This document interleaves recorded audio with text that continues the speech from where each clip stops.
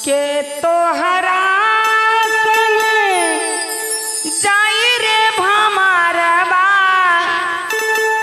के तोहरा संग जाई रे भमरवा। आइए सदगुरु ने इशारा किया, जो जीव रूपी दुल्हने जब जाते हैं तो हमारे सदगुरु इशारा करते हैं, पर कोई किसको इशारा? जब अच्छे कर्म कमाई करने वाले को, यमराज को इशारा करते हैं। जो ऐसा देखिए, हमारे जीव आज विदा होकर के नैहर से सासुर को चले हैं, उसको रोकना नहीं। देखिए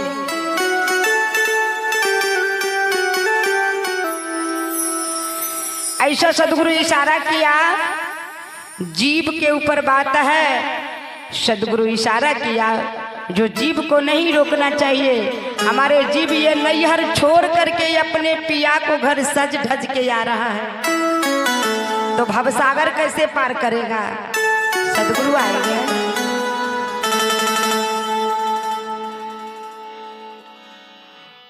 भमरवा के तोहरा संग जाई, भमरवा के तोहरा संग जाई, के तोहरा संग जाई, भमरवा के तोहरा संग जाई, भमरवा के तोहरा संग जाई।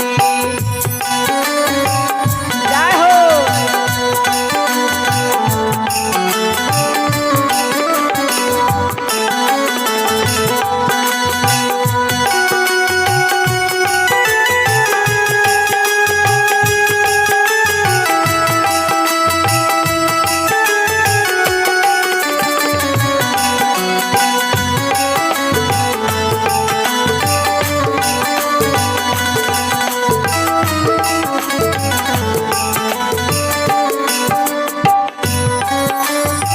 सदगुरु कहा, आज हरि पतारी के में हरि रोवे, बाहों पकड़ी के भाई भाई, बाहों पकड़ी के भाई।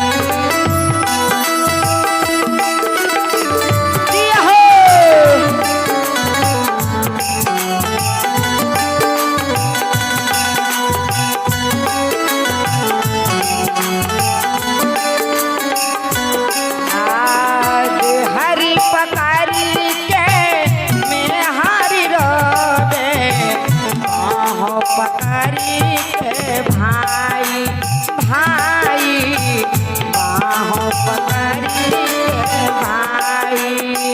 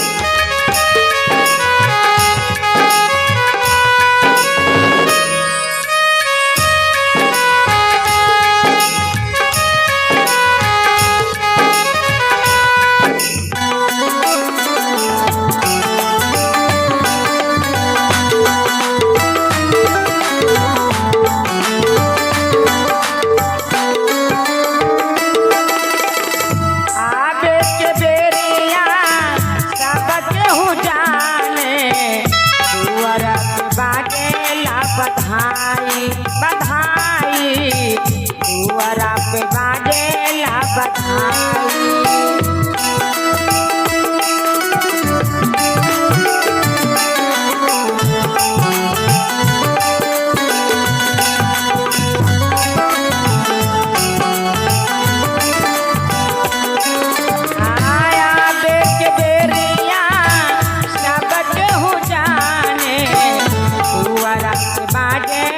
बधाई बधाई दुआरा पे बाजेला बधाई।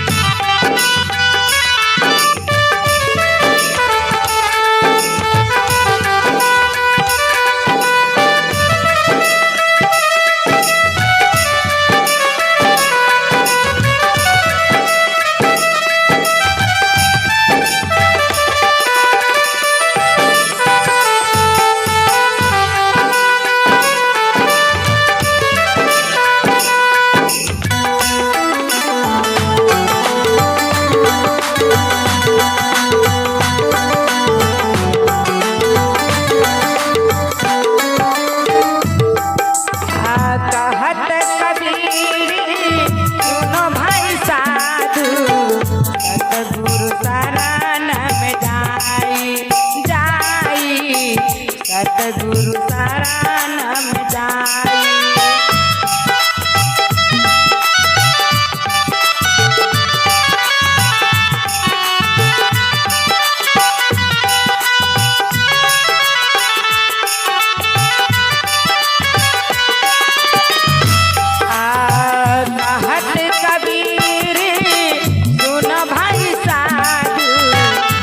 सतगुरु शरण में जाई जाई सतगुरु शरण में जाई।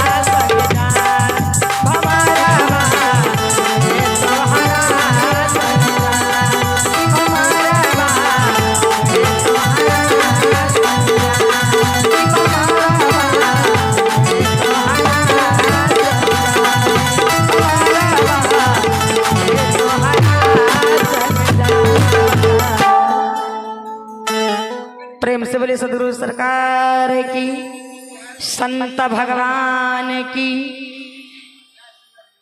साहेब के साहेबन